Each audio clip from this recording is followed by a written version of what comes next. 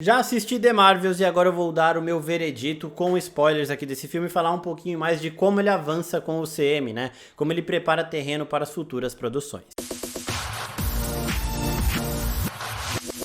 E aí, seus geeks, tudo certo? Eu sou o Marcos Veloso e bora falar aqui das qualidades e dos problemas de The Marvels no meu veredito. Antes de eu começar a falar sobre isso, eu quero pedir pra vocês se inscreverem no canal, curtirem esse vídeo aqui, também mandar um aviso, né? Porque eu andei vendo lá no Instagram, principalmente, as reações, e tem muita gente que acha proibido gostar do filme, né?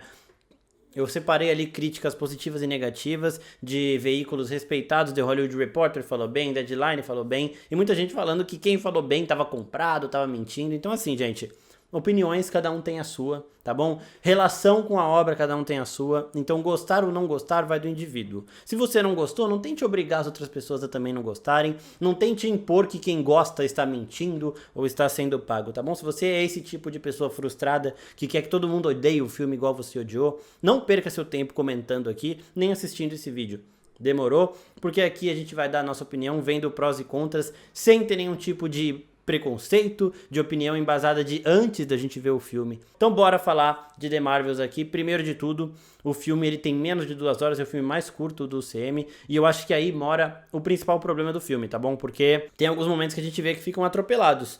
Tem coisas que a gente não vê sendo concluídas, tem coisas que ficam um pouco confusas, e quem não tem a grande noção do UCM, do que está acontecendo ali, fica assim um pouco perdido. A relação com Invasão Secreta também deixa o pessoal um pouco confuso. Na minha sala de cinema, inclusive, teve um moço que saiu falando: eu não sei se passa antes ou depois de Invasão Secreta. E aí eu falei com ele, falei que se passa depois, porque tem umas cenas ali que apresentam isso, mas não de forma clara, né? Então, às vezes, falta pro filme ser um pouco mais claro em alguns pontos ali, e isso acontece justamente por conta desse ritmo frenético. Um ritmo frenético que horas funciona, horas não funciona, e principalmente em 2 casos que eu vou dar spoiler. O primeiro é com Invasão Secreta. A relação com Invasão Secreta é que quando acaba a série, o Nick Fury tá indo pro espaço e ele fala: eu consegui os Kree e os Skrull marcarem uma reunião para um tratado de paz. E aqui a gente vê os Kree e os Skrull se reunindo por esse tratado de paz. É uma outra facção Skrull, não é aquela liderada pelo Talos ou pelo Gravik, não são os Skrulls que estavam na Terra, são os Skrulls que estavam em outro refúgio,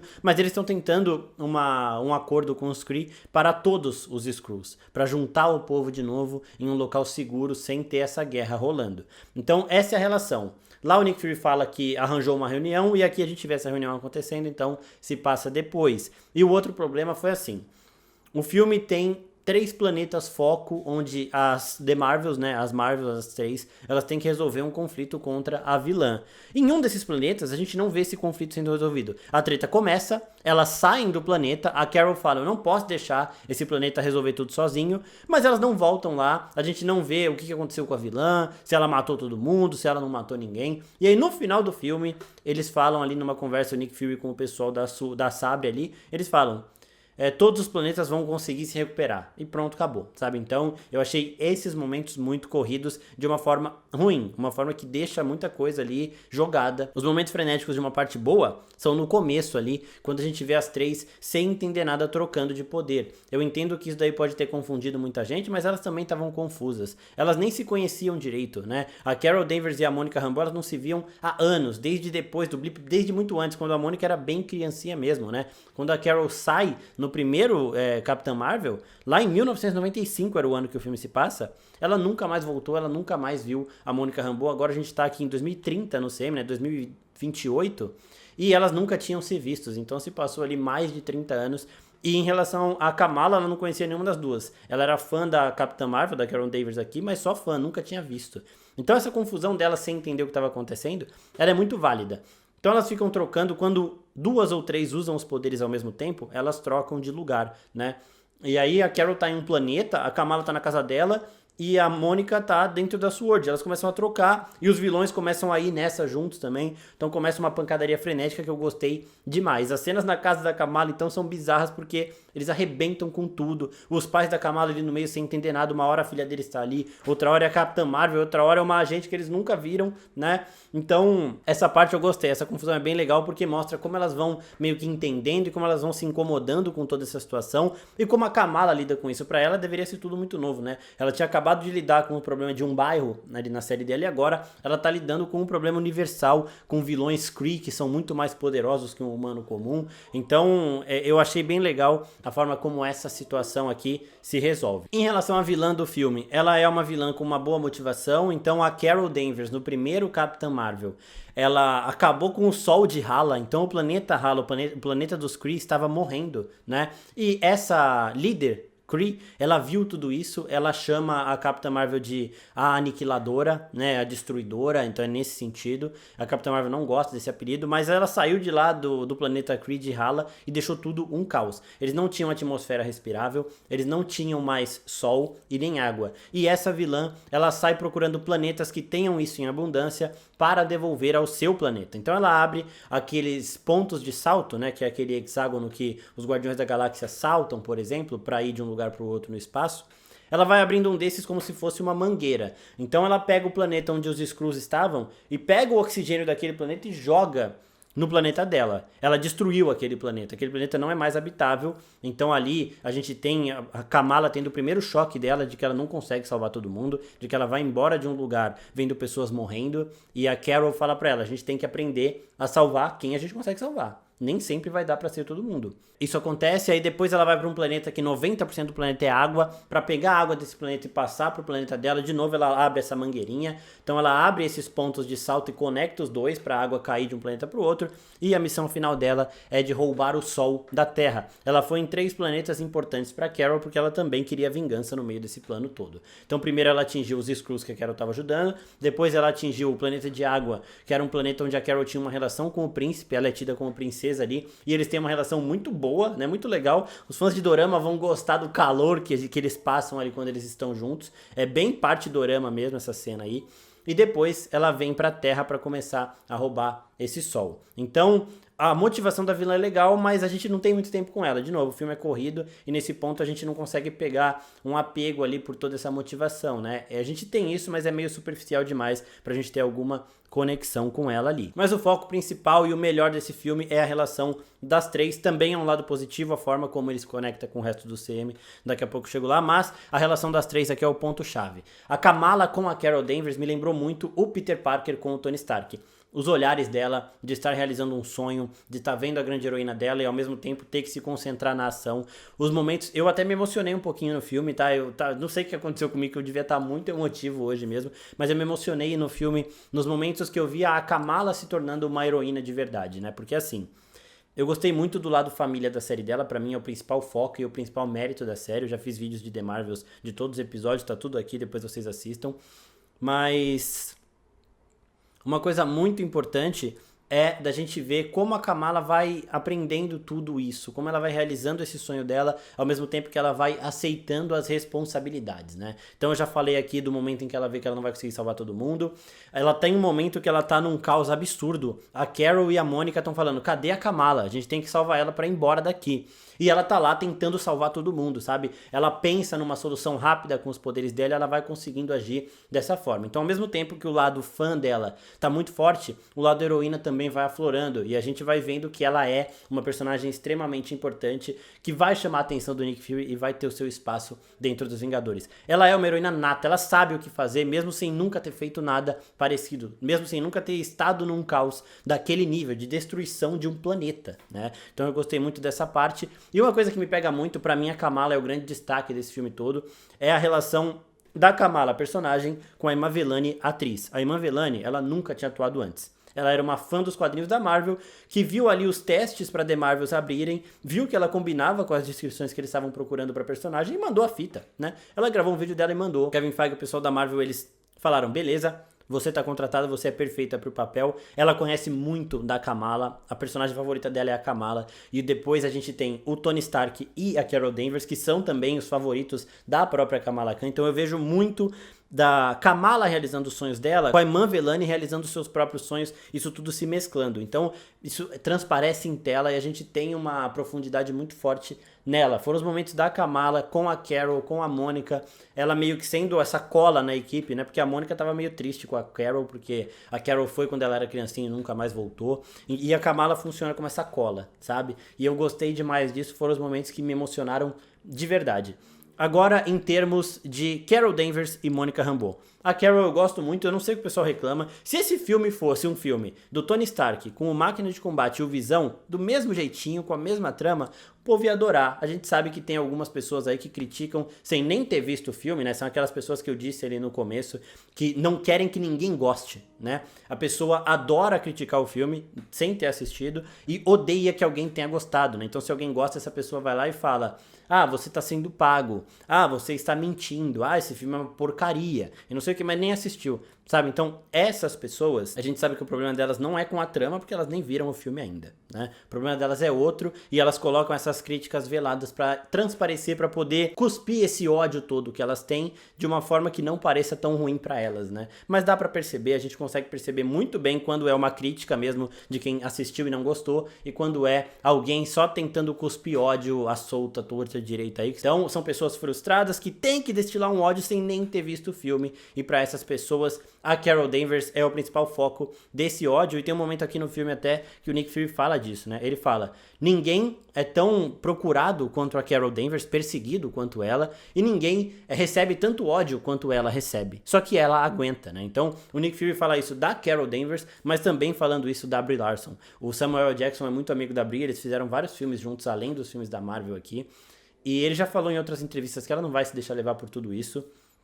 Pelos trailers eu tinha medo dela estar um pouco desiludida com o papel por conta de todo esse ódio que ela vem recebendo desde sempre, desde o primeiro Capitã Marvel, mas aqui no filme eu vi que não, ela tá ali entregue mesmo, ela tá feliz fazendo o filme, principalmente com as outras duas, e aqui a Carol, ela tem um desafio, nem sempre os poderes dela vão funcionar da forma como funcionaram até aqui, então tem os momentos em que a vilã consegue tancar, e aí ela tem que se prevalecer de outras formas, com a inteligência, com a sabedoria dela ali, e ela consegue se virar muito bem. E a Mônica nisso tudo também funciona muito com a relação delas duas, né? De ser alguém que foi deixado pra trás, de ser alguém que sente muito essa mágoa. Então, quando a gente vê as duas ali interagindo, a gente pega tudo isso. E em termos de poder também, eu gostei muito, né? A gente tinha visto um teaser que ela fala: o meu poder é de ver a luz. E aí não dava pra entender muito bem, mas ela vê e absorve, e ela consegue usar isso de uma forma também muito criativa. E as cenas de luta desse filme, além de ter esses três poderes que se assemelham, mas também são bem diferentes, das três Marvels, a gente tem uma outra parada que é delas trocando de lugar toda hora. Elas treinam isso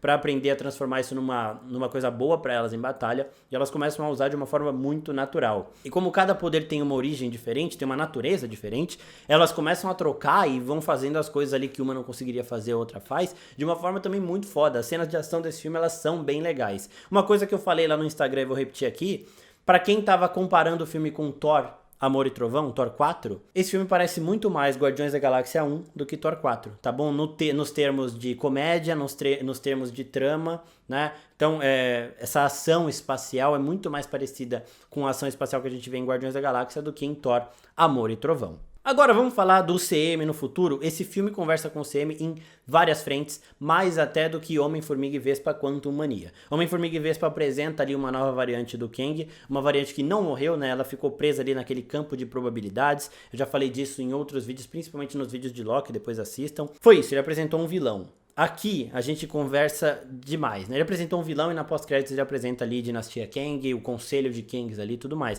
Mas aqui nós temos uma nova equipe sendo formada, os Jovens Vingadores. A cena da formação é fantástica, daqui a pouco eu chego nela. E nós temos aqui o multiverso de fato acontecendo, com a Monica Rambeau indo para outra realidade. Então, vamos falar disso primeiro. A gente tem no final do filme um véu aberto entre as realidades, né? O poder da vilã ali era de abrir pontos de salto e conectá-los. Só que tem um momento que ela faz isso e dá merda, né? E destrava tudo ali, e ela não abre um ponto de salto, ela abre um véu entre realidades. Então fica aberto o mundo, a realidade que a gente conhece do UCM, e uma realidade alternativa ali. E pra fechar isso, a Mônica tem que ir pro outro lado, pro lado da realidade alternativa, e fechar por dentro, e ela não consegue voltar, né? A Carol até tenta salvar ela ali, mas não consegue. Essa cena também é muito melancólica, e aí a Carol ela fica nessa realidade alternativa, certo? E aí, quando a gente vai ver o que está acontecendo com ela, ela foi pega, ela estava sendo curada ali por algumas pessoas que a gente não conhecia, e aí depois nós vemos Fera dos X-Men e a Capitã Marvel como binária, só que a Capitã Marvel aqui é a Maria Rambeau. Então nós temos 3 realidades alternativas já mostradas no CM, uma em Doutor Estranho e Multiverso da Loucura, uma a principal e a outra agora aqui em The Marvels, né? 3 das que eu quero usar para falar aqui das variantes da Capitã Marvel, e em 2 delas essa variante é a Maria Rambeau e não a Carol Danvers. E aqui, inclusive, a gente vê uma conversa da Carol com a Maria Rambeau, que a Carol fala, né, ela tem um flashback ali em um momento, e a Carol fala pra Maria: era você que devia estar naquele voo, não eu. Era você que devia ter virado a Capitã Marvel, não eu. E a gente vê que o UCM é meio que a exceção da regra. A regra, nessas realidades alternativas, é da Maria Rambeau se tornar a Capitã Marvel. Então a gente viu ela como Capitã Marvel lá na Terra 838, quando a Wanda destruiu e matou todo mundo. E a gente vê ela agora aqui como a Capitã Marvel, mas a versão binária, junto com o Fera dos X-Men. Eles estão ali fazendo alguns experimentos na Mônica Rambeau, porque ela é uma pessoa que surgiu ali do nada. Ela apareceu e o Fera até fala: eu tenho uma teoria para o que aconteceu com você. Você rompeu o véu entre realidades e veio de um universo alternativo cair no nosso, mas isso seria impossível, né? Até dessa brincada aí. E aí, o filme acaba com isso. Agora, a cena da formação dos Jovens Vingadores é o seguinte: a Kamala falando com a Carol ali, ela fala que ela gostou de atuar em equipe e ela tem uma ideia. E aí corta a cena e a gente vê Pizza Dog, né, o cachorro da Kate Bishop, que é a Gavião Arqueira. E aí ela entra na casa dela, o cachorro ali comendo a pizza, e ela vê uma pessoa sentada na cadeira. Ela fala: posso te ajudar? E é a Kamala Khan reprisando exatamente a cena pós-créditos de Homem de Ferro 1, dando início aos Jovens Vingadores. E ela fala pra Kate, né? Ela fala: ó, a minha equipe no começo agora só tem eu e você, né? Mas eu tô vendo aí já outros candidatos. Você sabia que o Homem-Formiga tem uma filha? Então ela também vai recrutar a estatura, né, que a gente viu em Homem-Formiga e Vespa, Quantum Mania, e vai começar essa formação dos Jovens Vingadores. A Carol Danvers agora tem uma missão direta no multiverso, que é resgatar a Mônica Rambeau. A Kamala também vai ajudar nisso e está montando esse time de novos Vingadores. O Nick Fury, ele sabe dessa ameaça de multiverso, então agora ele vai lidar com isso de uma forma mais direta e provavelmente também vai tentar recrutar os Vingadores. E como eles estão conectados ao multiverso, eles estão conectados também ao Loki. O final de Loki ainda não aconteceu, eu estou gravando esse vídeo antes das 11 horas desta quinta-feira, que é o momento que sai o episódio.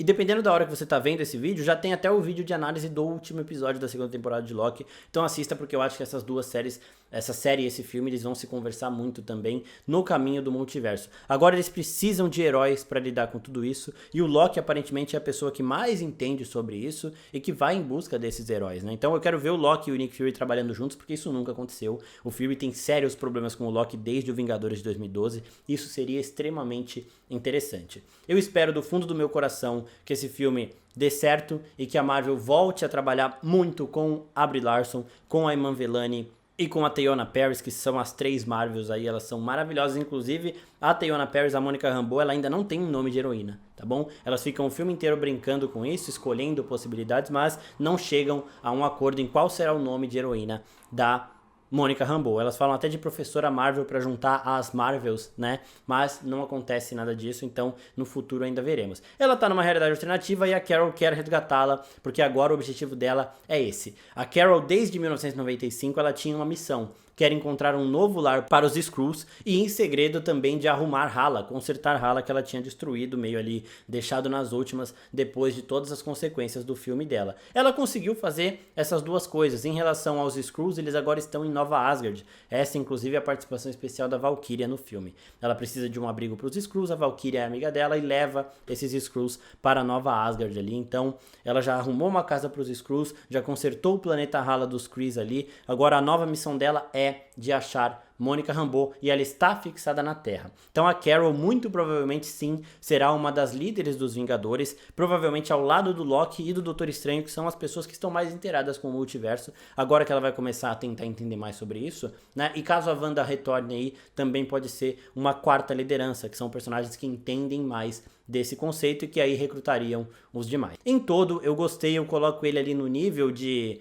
Pantera Negra e Wakanda Forever, um pouco abaixo de Guardiões da Galáxia Volume 3 e de Homem-Aranha Sem Volta Pra Casa, desses filmes pós-Ultimato. E é sempre bom lembrar, né, gente? Não adianta comparar esses filmes com Ultimato e com Guerra Infinita, porque pra chegar em Ultimato e em Guerra Infinita, a gente teve ali anos e anos de muitos filmes isolados de heróis, concentrados em tramas menores, e aqui é o caso. Se a gente quiser que Vingadores 5 e Vingadores 6 também sejam tão grandiosos quanto, a gente tem que saber apreciar esses filmes como algo menor, porque eles vão levar a um lugar, né? Então Loki, Doutor Estranho, The Marvels, Wakanda Forever, esses filmes eles são menores em termos de dimensão, porque precisa desses filmes menores para que a gente chegue num evento que junte tudo isso e que se torne grandioso, como foi Guerra Infinita e como foi Ultimato. The Marvels é um dos filmes que mais caminha com essa saga. Gostei muito da comédia, gostei muito da aventura espacial, se assemelha de verdade ao primeiro Guardiões da Galáxia. Então esse é meu veredito, pessoal. Depois comenta aí o que vocês acharam do filme, se gostaram ou não, quais os seus problemas com o filme, mas sempre lembrando, sem discurso de ódio velado, assistam primeiro e tragam aqui as suas opiniões sinceras. Então é isso, pessoal, muito obrigado. Depois dá uma olhadinha pra ver se já saiu o episódio final, a nossa análise do final de temporada de Loki aí também. Fiquem espertos nas nossas outras redes sociais, porque vai ter podcast de The Marvels, de Loki, de um monte de coisa pra gente especular os caminhos, porque finalmente a saga do multiverso tá andando. The Marvels e Loki são o primeiro ponto que caminha de verdade com tudo isso, que mostra pra gente os heróis da Terra, os Vingadores voltando, né? A gente vê vários heróis tendo contato com o multiverso e sabendo que vão ter que lidar com essa ameaça, e esses heróis devem se juntar num futuro próximo. É isso, pessoal, muito obrigado, até a próxima. Tchau, tchau.